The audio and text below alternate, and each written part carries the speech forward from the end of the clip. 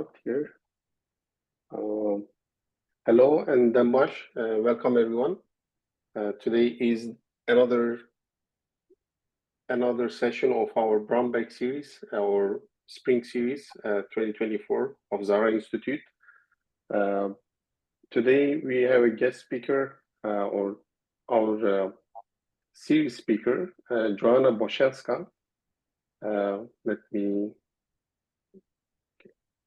So Joanna Bocheńska is the associate professor at the Department of Iranian Studies of, I'm not sure if I'm saying it right, Jagiellonian University, and the director of the Section of Kurdish Studies. Dr. Bocheńska from 2013 to 2018 headed the project How to Make a Voice Audible, Continuity and the Change of Kurdish Culture and Social Reality in Post-Colonial Perspectives. Its main result, the book entitled Rediscovering Kurdistan's Cultures and Identities. The Call of the Cricket has been published in 2018 by Palgrave Macmillan. Between 2024, she was principal investigator of two research projects entitled Citizens of the World, Modern Kurdish Literature and Heritagization as a Means for Transforming and Revitalizing the Kurdish Language and Oral Tradition, funded by the National Center of Science, Poland, and Activism and its Moral and Cultural Foundation. Alternative Citizenship and Women's Roles in Kurdistan and the Diaspora, supported by NCN from the Norway grants. Dr. Bocheńska's main interests include ethics, heritage, Kurdish oral, classical and modern literature, representation and activism of women, Middle Eastern cinema and art. Also, she's translator of Kurdish literature into Polish and photographer. I will share her website while she's presenting, so you have the reference.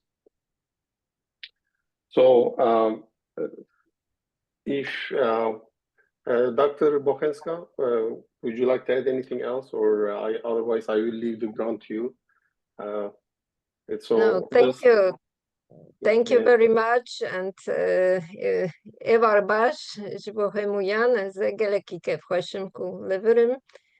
Жберку дебинем хонджих деден зимане курди, аз жбе чеки по зимане курди бах, вим деда спекеде кубла Evara Jan Roja Chanda Kurdibe. Welcome everyone. I'm very happy to be part of this series, and I would like to thank all organizers, Zahra Institute and Mujahid Biligi and all the dear people collaborating on preparing this event today. I don't think there's something I could add.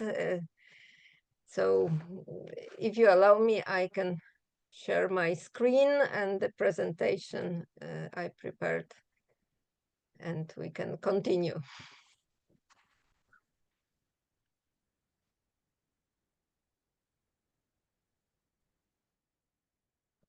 Okay, sorry. Yes. Do you see my presentation? Is it visible for everyone? Yes, it is for me. Okay. So as you already mentioned, and as many of you probably know, I'm working mainly on Kurdish culture, literature. I'm also translating Kurdish literature into Polish. But one of the main topics I have been interested in for many, many years, starting from my PhD, is the application of Kurdish past in the contemporary Kurdish literature and art, so the so-called Kurdish heritage.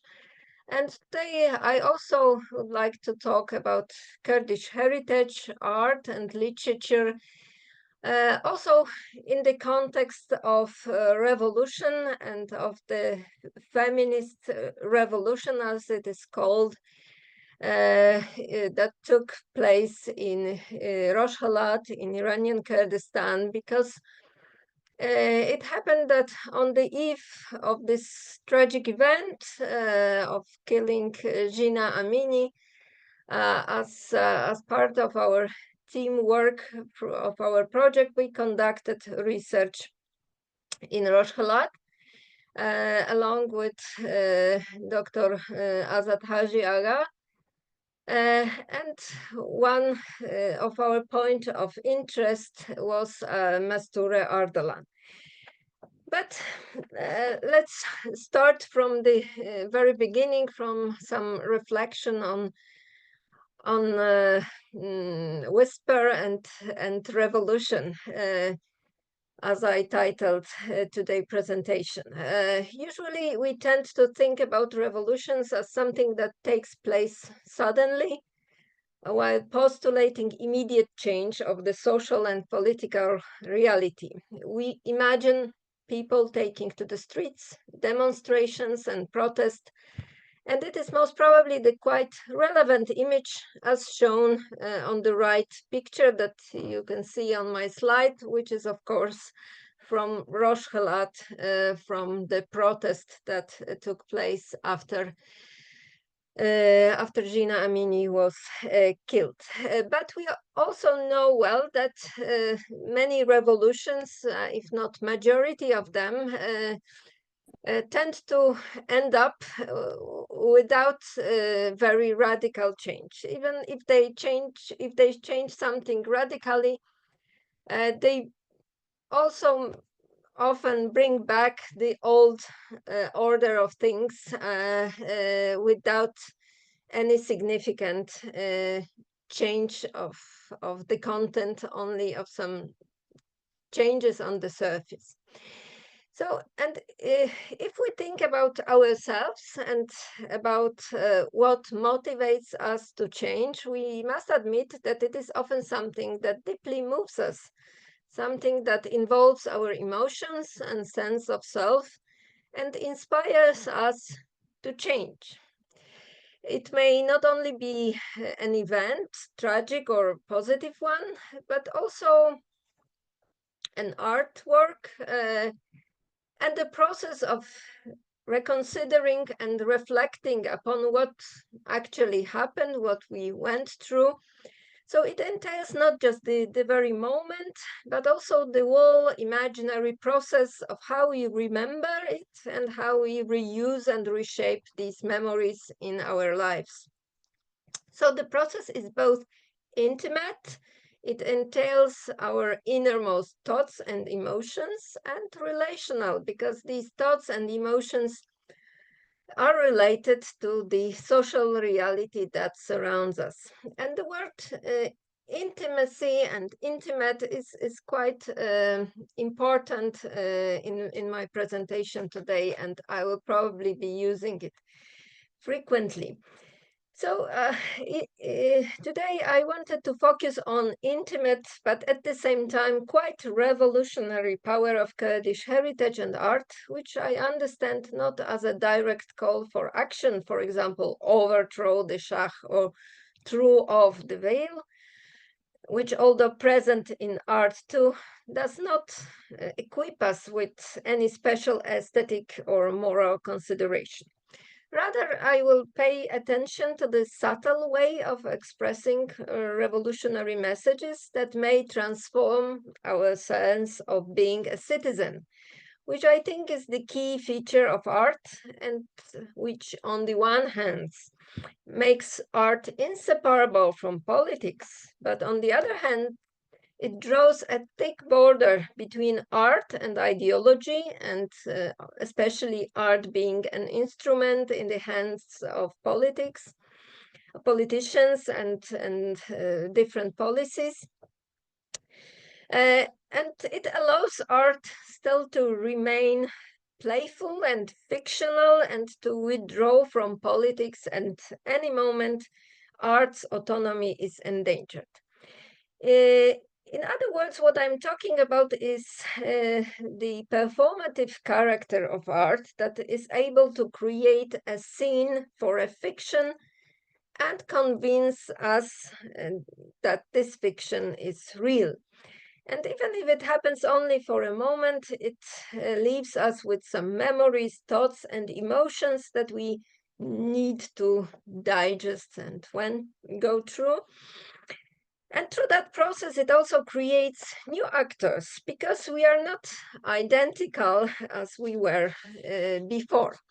According to Sibylle Peters' performance art, and I suggest in this presentation that performance art or performative art may not necessarily be narrowed, reduced to theater and performative art, but may also entail heritage making and process of reception of art and recreation of art through different artworks. So according to Peters, performance art has been conceived as an art form that is focused on acts that create their own scene. To be able to do so, performance art relies on the self-constitutive power that was traditionally granted to the artwork by its autonomy. Nevertheless, it can function as a resource within these moments when citizenship is not identical with itself, in those gaps that occur when old constitutions of citizens' agency are transformed by new constitutive moments and gestures. And I believe it does not necessarily happen in this momentum of revolution, but it is a much longer process that is also related to the artistic production. And of course, if we talk about citizenship and about Kurdish issue in the Middle East, we can also relate this performative art and performance as such to Kurdish reality, because we should we know well that Kurdish reality in countries such as Turkey or Iran is a non-legally and politically non-existing reality. So people postulating the change and postulating being included in this political reality, being recognized by law, they in a way perform a kind of fiction and call for making it real. So it also can be seen with regard to performative art. As I will show further, performance may be part of the heritage making and the so-called reception of art. So producing an artwork, interpreting it, and further reproducing in another form can be described as performative process too. Importantly, also, the strength of the self-constitutive power lies not only in enacting fiction and transforming it into something real, but also in the how of the proposed action, which inevitably entails an aesthetic aspect and connects it with the moral and the political through the realm of moral imagination. And I also, so as I mentioned before, I'm going to talk about some subtle revolutionary context as expressed to art. And I also wanted to mention that I believe that the slogan of the feminist revolution in Iran and the slogan that appeared earlier on the Kurdish left I know it from many years from Turkey, Jinjiyan Azadi, also became successful and appealed to many hearts of people thanks to its subtlety and not being so strictly related to politics. So let me now move to our context of Mastura Ardalan, of whom you probably had heard, who was a very interesting figure in Kurdish history, the Kurdish poet and historian, the author of a historical chronicle and of the work about Sharia addressed for Kurdish women in Sinai. She was born in Sinai, in Sanandaj, in Ardalan Emirate, and later married Khosrow Khan, Prince of Ardalan. And when she became his wife, actually his second wife, she was probably encouraged by him and his family to write a historical chronicle about Ardalan Emirate. But after his premature death, because of being his second wife and and his first wife was the Shah's daughter, with whom he had many children, while with Mastura he had none. So this was also the reason she was easily forced to exile, and she left for Baban Emirate. She arrived to Soleimani, and she finally died there in exile and was buried there. And this is also very interesting because her figure links these two regions, Rojhelat and Bashur, Ardalan and Baban. And also this link, as I will show you, takes place now through two interesting statues being located in these two regions. Her poetry started to be discovered at the beginning of the 20th century when it was first published in 26. Later followed the first publication of her chronicle, which of course we can associate with the important event of Kurdish history, which was the establishment of the Republic of Kurdistan in Mahabad. And of course, even though Sanandaj was not part of this republic, but many intellectuals from Sinai supported the events taking place in Mahabad. And of course, these events entailed also in more interest in Kurdish histories, or publishing of this chronicle was also an important cultural part of that event, of that historical moment. And later,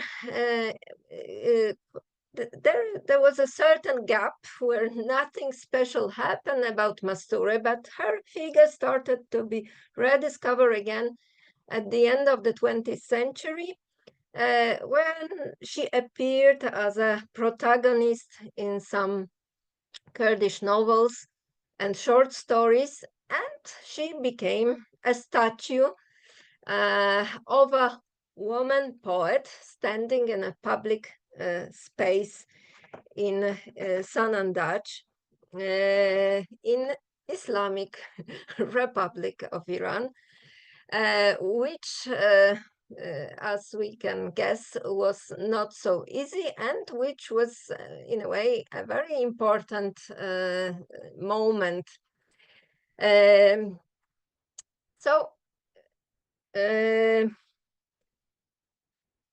But when I'm talking about investigating Mastura Erdogan's heritage, my point is not just to focus on her works and investigate them. Rather, I was, even though I read her chronicle and poems, although in translation, because I don't know Persian, but there is a lovely Russian translation, the only European language translation of her chronicle by Yevgenia Vasilyeva. Nevertheless, I was very much interested in what happened with her heritage today.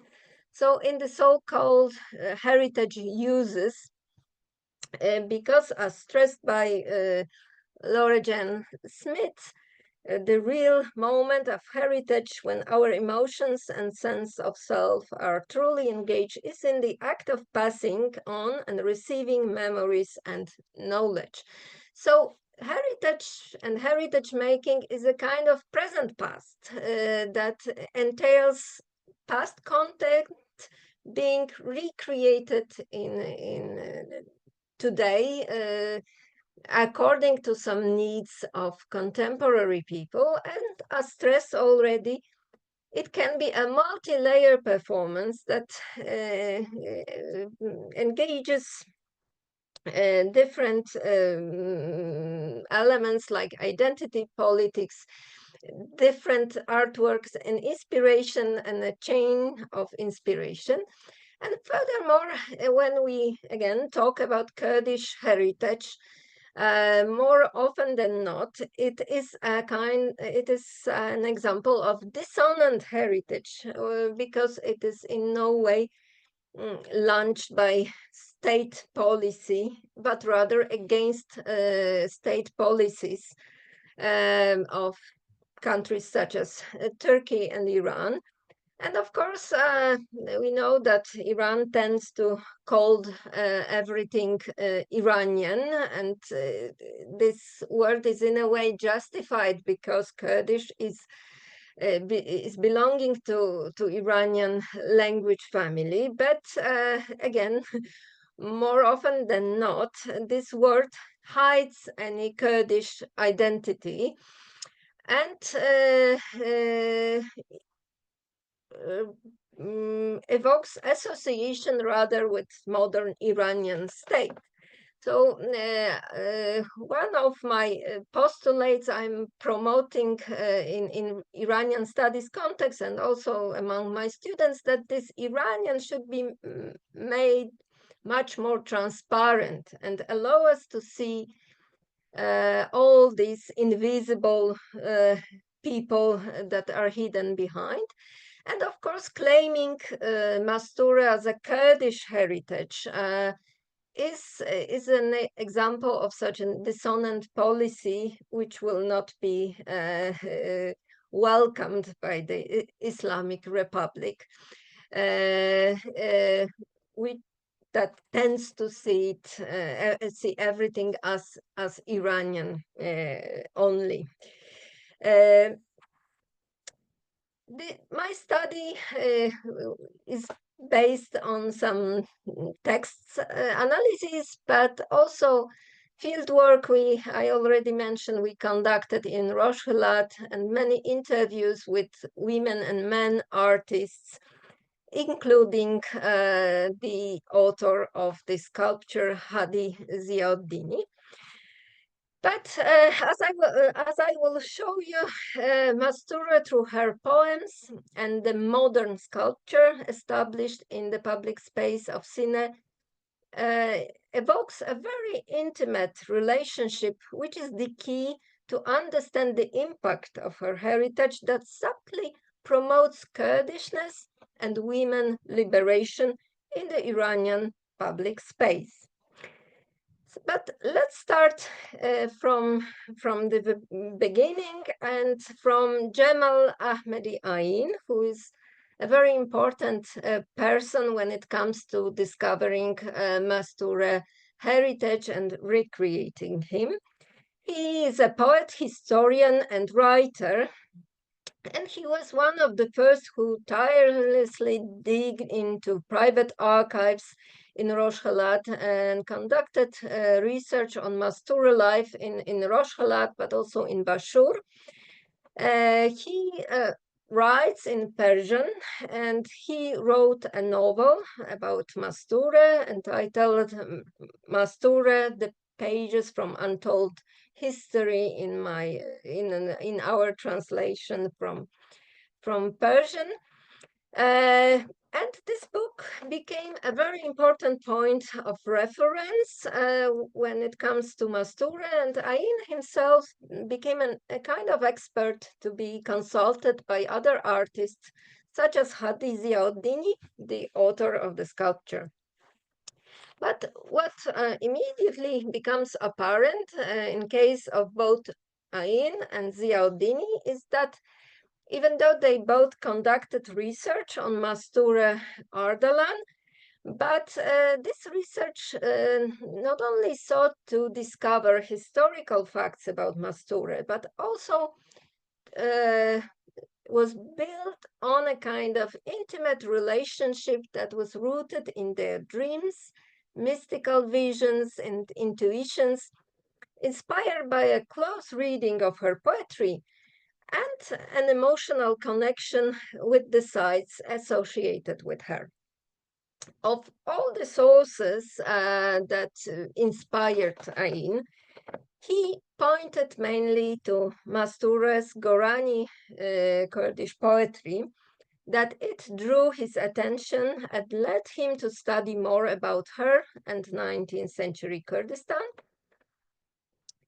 And I draw your attention that he presented himself as a Persian language poet and writer, but he stressed the impact of Mastura's strong and passionate feelings expressed in her Kurdish poetry, which had deeply touched him. And as we can assume, he was most probably attracted by the feminine lyrical subject, who, as stressed by Farangis Gaderi, for the first time in the history of Kurdish literature, was openly talking about her love for a man. These love poems are mainly Mastura elegies written after the premature death of Khosrow Khan. One of them I share on the screen in Farangis Gaderi's translation. It was also translated very nicely into Russian by Evgenia Vasilieva, and it was many years ago I read it first in Russian. However, in his novel written about Mastura, Ain indicated that he imagined her elegies and mourning as referring not only to her personal life and love for Khosrow Khan, but also to the political situation of 19th century Kurdistan. So it nicely shows that her love for Khosrow Khan was not the only context Ain saw her and her poetry. And we can say that he consciously politicized her love and her output. Even if this radically changed the historically contextualized literary reading of her poetry, where I think modern Kurdish nationalism is yet hard to find. Nevertheless, in his novel, he proposed another literary vision where Mastura is both a loving woman and a stateswoman with Kurdish national consciousness, mourning not only her beloved, but also the collapsing Kurdish emirates. And in his novel, he dealt interchangeably with Mastura personal life and with the historical events taking place in Kurdish principalities.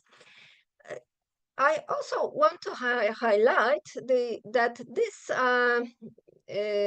proposition of reading of Mastura poetry by Ain took place not in a scientific article where he would propose his reading and interpretation of a Mastura poetry, but in another artwork, a novel, and he treated it as a possibility. So he did not impose it on Mastura poetry, but recreated it in another artwork, a fictional one, a novel, which I think very nicely demonstrates Ain's subtle and humble attitude to his own interpretation of her poetry, which was treated precisely as a possibility to be proposed through another artistic form. And Ain's novel, but also his knowledge and conversation with him that Hadi Ziauddini had the opportunity to make many times, inspired another artwork, which is the sculpture. Or actually two sculptures, because as you can see on the slide, there are two statues by Hadi Ziauddini, created, the first one established in Erbil, but created in Sina and taken on the truck through the border from Sina to Hauler, and the statue in Sina. And the interesting thing is that actually having Mastura sculpture in Sina was Hadi Ziauddini's dream, but it was not easy to fulfill this dream in the Islamic Republic. And having the statue first in Erbil, because he was invited to make the statue on the occasion of an international conference about Mastura that took place there in 2005. And it raised a kind of jealousy between these two areas. There always was a kind of rivalry between these two areas. And of course, he was asked, why did you make a statue for Erbil and not for Sanandaj? And of course, it helped him to fulfill this dream and to create the figure of Mastura, which was created in 2009. And after 2 years negotiations with the local authorities and Iranian central authorities, the statue could be placed in a place not far from the Khosrowabad mansion when she used to live, and which was also the place selected by Hadi Ziauddin. And this way, she became the first woman individual in the public space, in the Kurdish Iranian public space, which became a very important moment. Also, as you can see here, these two different statues, they are both different because one is a bust and the other the full figure, but they are also quite similar. So these two images also are a kind of imaginary artistic and heritage bridge created between these two areas, Bashur and Rosh Helat, linked by Mastura personage. Unlike Ain, Ziauddini had to convert the words that speak about soul and not about size and scale, as he said, into a physical representation. So Mastura heritage, including various literary sources, had to be transformed into visual and material form, and thus reimagined and radically remodeled. And especially that we must stress that there are no images from the past of Mastura, so he was creating this image actually out of nothing, of his own imagination. What is more, he wished to draw a contrast between the two different periods of Mastura life, her happy aristocratic youth and the later gloomy period of loss, exile, and solitude. These were two opposite worlds that he had to reconcile in the process of making the sculpture. And to do so, he spent time researching on human psychology, including human movement in specific states of mind, And that knowledge influenced his technical skills, but also, as in the case of Ain, he very much emphasized his close spiritual affinity with the statue, and especially that his workshop when where he was creating the statue that you can see on this picture taken in July 22. His workshop is located in the very mansion in Khosrow-Abad Palace, so in the place where Masture used to live. So it was not just literature and poetry, but also the site that evoked this close spiritual connection, and talking with her, as he said, which also was a very important source of inspiration for him. What is more, Ziauddini produced and sold more than 1,000 small copies of Masture, the one you can see on the picture. They became part of bookstores, as here, museums, and private places, homes, and became not simply souvenirs, but portable object with a moral connection with Masture, Kurdish heritage, and women liberation. This picture comes from a bookstore in Sine that was unfortunately closed by the authorities. It was also a very important place for women to meet, and the owner of the bookstore stressed that for her, having Masture in the window of the bookstore was very, very important element of the design of the bookstore. So now let's focus on what actually happened when Masture entered, her statue entered the public space in Iran. First of all, we must realize that there are few statues of women in Iran.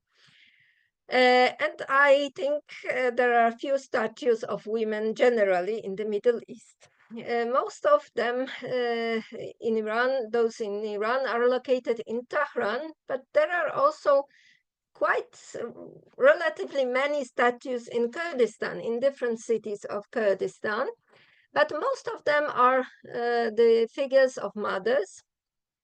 They are white and all wear hijab. One statue that you can see is the statue of Pervin Atesami. So it is not, it is located in Tabriz, so it is West Azerbaijan and not Kurdistan, but according to what I know, the statue was placed there later than the statue of Masture, and I think Masture's statue very much inspired this statue, because if you look at the statue, you can immediately see that she's also holding a book in her left hand. But she is not located in a public space, but rather in a garden of the Museum of Pervin Atesami, the Azerbaijani Iranian poet. So it is not visible directly from the street, but only when you enter the garden.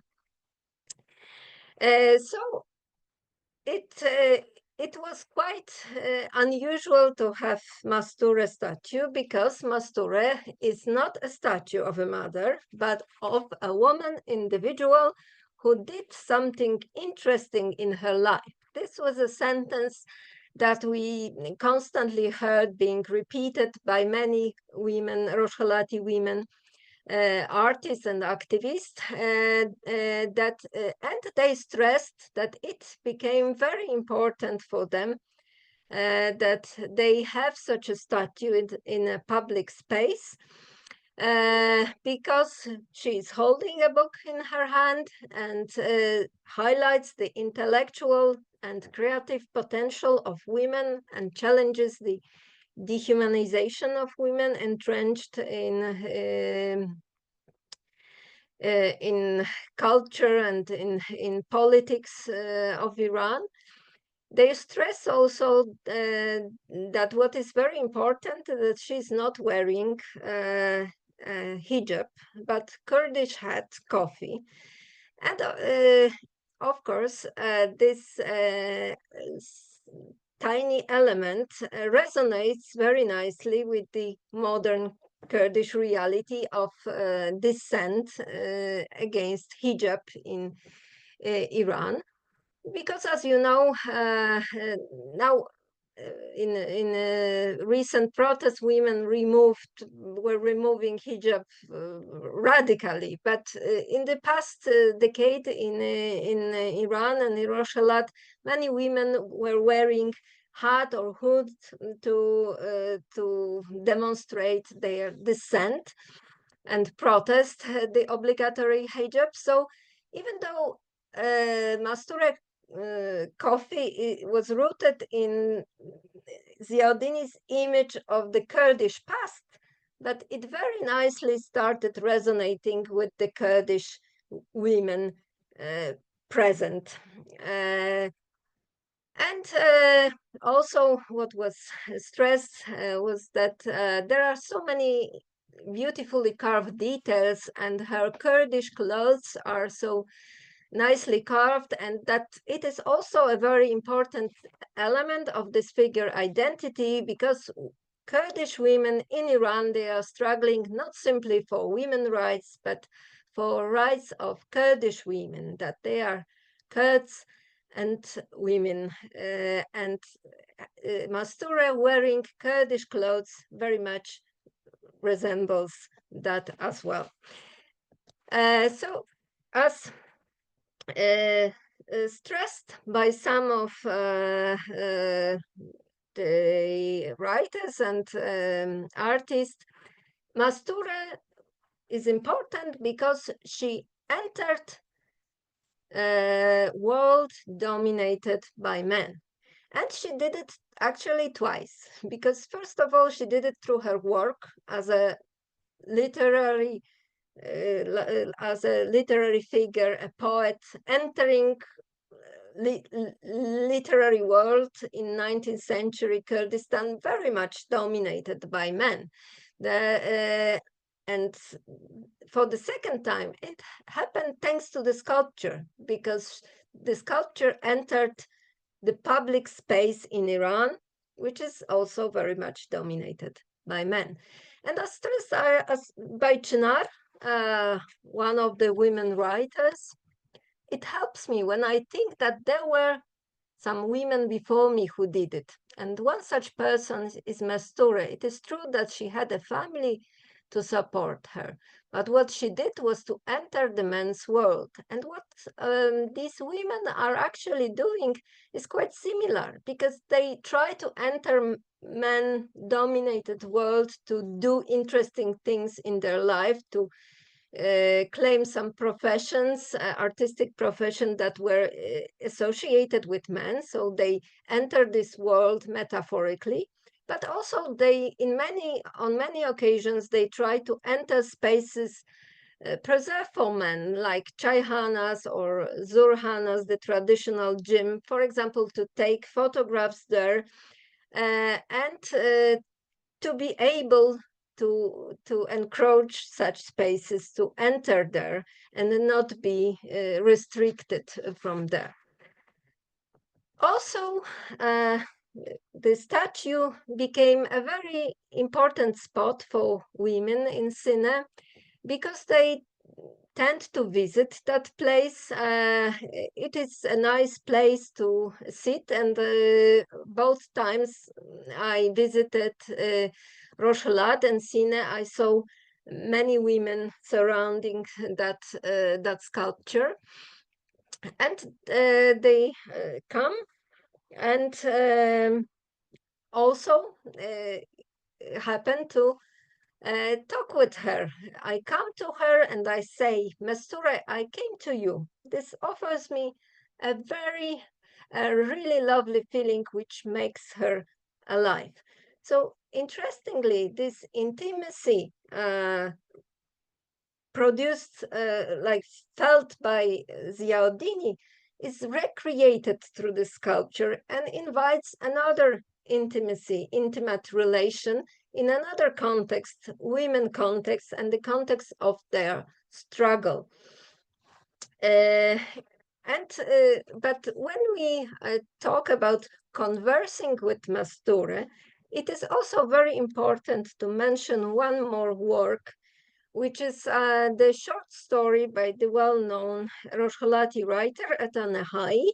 He's known of his many successful novels, but not necessarily because of this short story, El Balinde Birindare Kemenin, That Wounded Bird That Is Me, that was published in a collection of stories titled in the same way, and which I think is the first literary work when Masture heritage is discovered in the feminist context. Because the short story narrates a story about a woman poet who is very lonely. She's a wife of a guy who is actually humiliating her, and Masture, which is also an image, but not a sculpture, but a picture on the wall, becomes a kind of confidant for this lonely woman. She converses with her and tells her about her worries, suffering, and problems with her husband, whom she finally kills. And I think when we compared this short story with Ain's novel, we immediately see the difference, that the context of the situation of women is raised here, and also of their intellectual potential that is being diminished and marginalized by men, and Mastura being a patron for patronizing such women artists, and also being a very close to them, enable a close, intimate relationship with them. And finally, during the recent protest, women activists desired to celebrate Masture's birthday next to the statue, but as you can expect, the gathering was not allowed by the authorities. However, Çınar, the writer I mentioned before, and that is not her real name, she recreated this event, actually created it in an imaginative way in her short story, Rishi Mishkekan. So in a way, she commemorized the protest, these protests and the atmosphere of this protest, and inscribed Masture's figure into it, because these protests take place in her short story next to Masture figure. So Masture became intertwined with the recent protest, the feminist revolution, and also with the image of Jina Amini, that also, as we know, is being recreated now in many artworks. So to summarize it at the end, the statue became a new imaginary scene of activist citizenship, and it encouraged new actors, but not simply the protesters, because as we could see, the protest didn't happen there. But first of all, the feminist women who wanted to change their statues and to use their own words to do something interesting and creative in their lives and with their lives. The artistic process of Mesture Ardalan heritage making reveals the power of literature and art, which is an example of whisper rather than a revolution. However, such a whisper may inspire revolutionary thinking. It is firmly rooted in people's imagining the Kurdish past, and such rootedness is shaped primarily by intimacy, by which I call the process, the conscious process of establishing a close spiritual and emotional bond with Mastur. It may, of course, serve different purposes. Initially, Masture became a muse of men artists and inspired them to develop awareness about the specifically Kurdish past. Secondly, however, the public statue of Masture gained a new life by becoming a symbol for women struggling for their rights. Yet, even though these are different contexts, they are closely intertwined, and the moment of establishing intimacy with Mastura, with the statue, serves as an empowering factor for both for Kurdish context and for women liberation in Rojhelat and in Iran. Thank you very much. This was my presentation, and please do not hesitate to ask questions. Thank you, Dr. Bocheńska, for this great presentation. Now it's time for floor for the Q&A session. You can either take the mic by raising your hand, or you can just type your question in the chat section.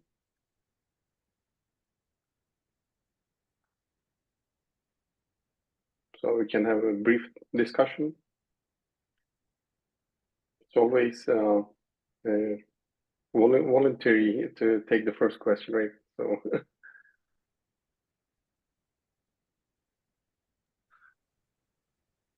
Maybe I should do that to open the add for further questions.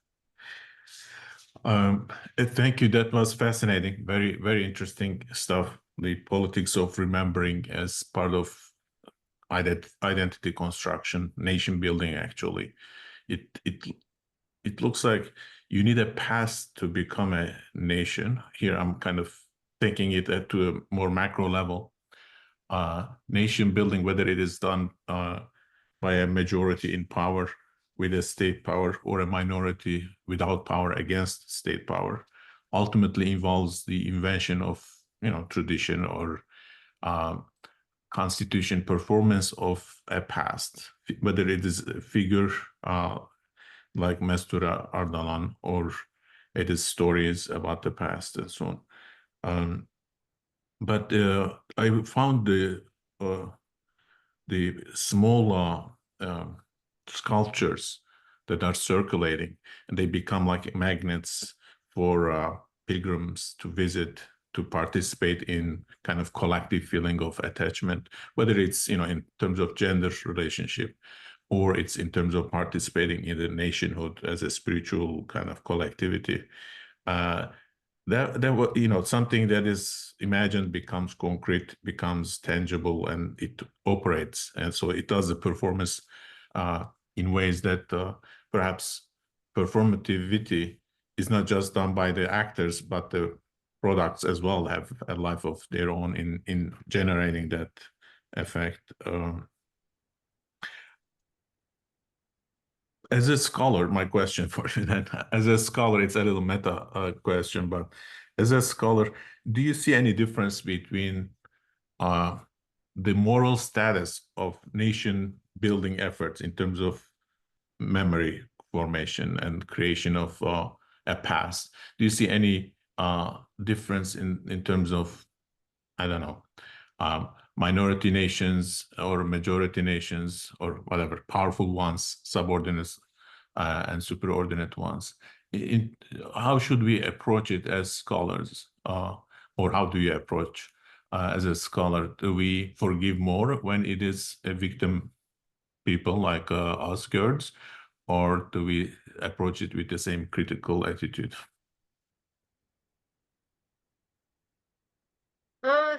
It is an interesting question, actually, and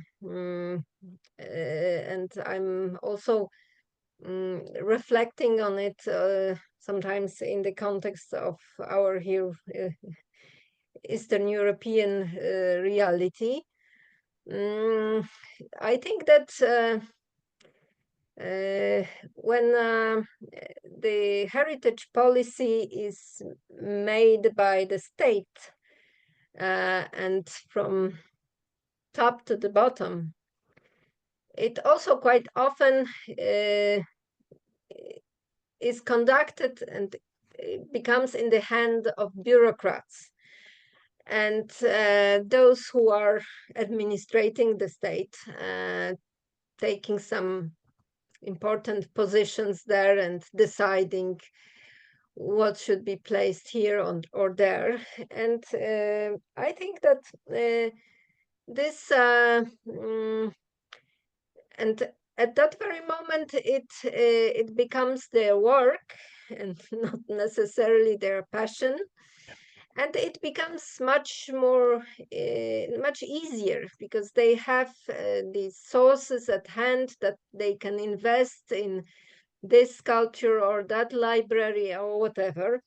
Whereas for minoritized people, it is always a challenge. So it will not be a random person involved in this heritage making, but people who really feel close relation to Masture, as we could see in the case of Ain and Ziauddini, that they were truly moved by her poetry, and it became their case, individual, personal case to fulfill their dreams, to conduct research, write a novel, and make a statue of Masture. And it evoked a lot of hardships and risks. So it cannot be, it is not equal. This effort, first of all, is not equal. It is much, it is harder when it comes to minoritized groups, and of course, but when it comes to the content and sometimes how when we, because any such heritage also evokes discussion, publication, research about that very figure. And of course, here we will face many changes like that happen, and people make in Polish language. I used to create such a verb from a statue to make a statue of someone. And that means also to make him to be presented as great, and avoid to criticize him, for example, because he is great. And this, of course, is problematic every time, not just because if we criticize or not, but if someone becomes so great and it is already a figure that is not moving, and these narratives about him or her are repeated in the same way after a while, it stops being so inspirational, I think, because it is no longer a living figure. So, and it more quickly it happens when it is a state top-down heritage, because of course through some bureaucratic networks some narratives are promoted and others are sidelined. So of course and I also think, if I have this occasion, I think that this word heritage and heritage practices is quite useful in Kurdish context, because it helps to see the value of the past being recreated by people, consciously or unconsciously, according to their needs. That happens in all other places, but sometimes, and we see it in the case of Ahmadiyani and the discourse, if it's nationalism in Memuzin or there is no nationalism in Memuzin. I think that reading, it is in a way not so important if it is there or it is not there. But what is important, what people today find there, and how this work can inspire them to read this or another message, and it makes this heritage alive and not simply the past that is already gone. So I would not decide that morally the majorities are make more mistakes or less mistakes than minorities, but I would rather suggest that minorities just invest more efforts in heritage building, and it is more related to rooted in their innermost desires and emotion than in case of the bureaucrats of the state. Just to support your last argument quickly, your last point, I'm also familiar with American Muslim case, so Muslim identity in America, seeking kind of ways to authenticate itself, its history in America. It relies on African Muslims brought through transatlantic slave trade. And so their stories, narratives being excavated and memorialized in ways that we see in the Kurdish case as well. So it's closely tied to the need for liberation, need for dignity and respect on the part of minorities. Thank you. Okay, I see a question in the chat. So Shahina is asking, are Mastura's works available in English translation? If so, can you share some titles? Probably that will be not right now, but actually, as far as I know, there is only one or two of her elegies translated by Farangis Gaderi in the book Women Voices from Kurdistan, but I don't think there are other translations, maybe somewhere individual ones, but her chronicle was for sure not translated into English.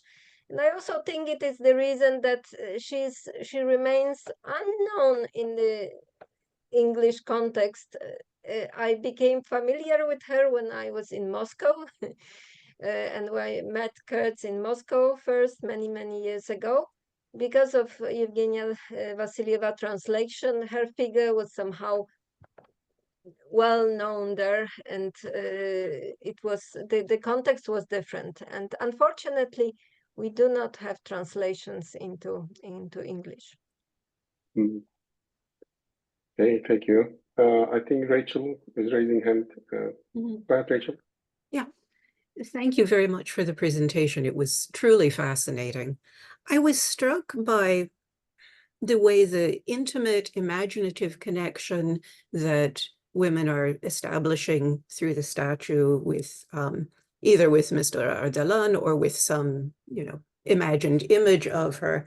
That process is kind of similar to the women's spirituality in Shia Islam, that encourages people when they make ziyarat, women to female saintly figures, to have this kind of conversation, this outpouring of emotion, to create an imaginary link on a human, deeply female level.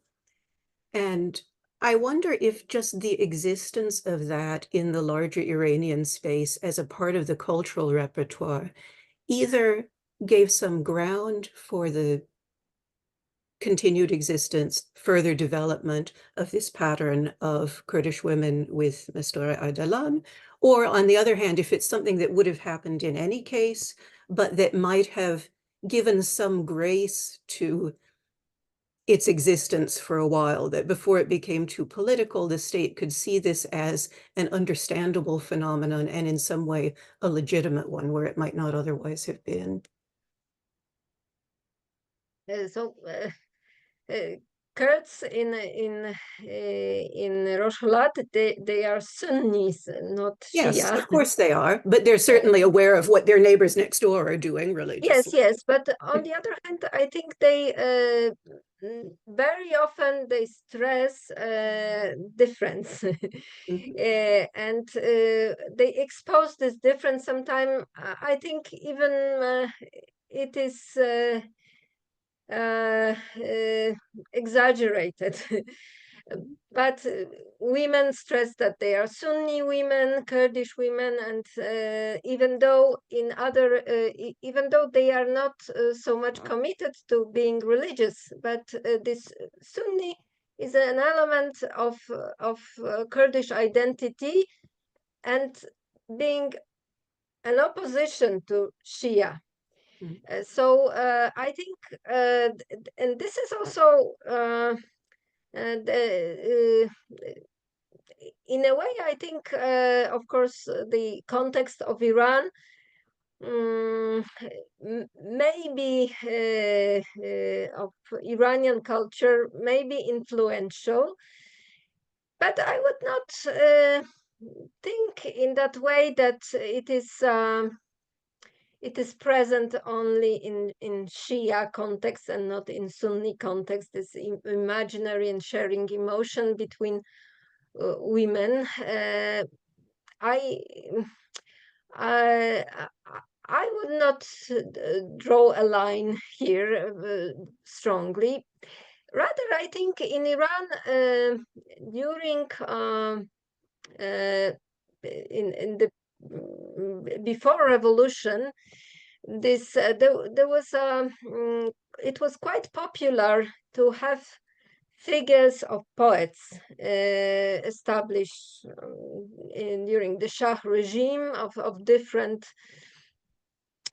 Iranian poets, and the practice of speaking with these figures was somehow present in Iranian culture,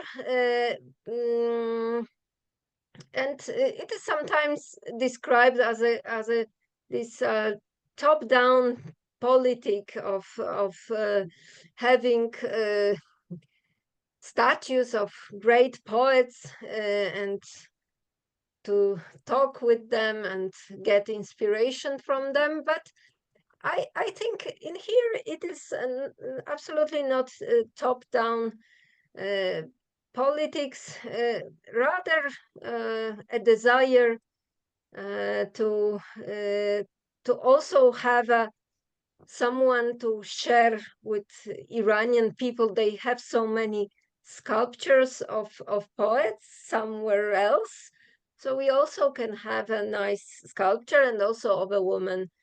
So I think that I would not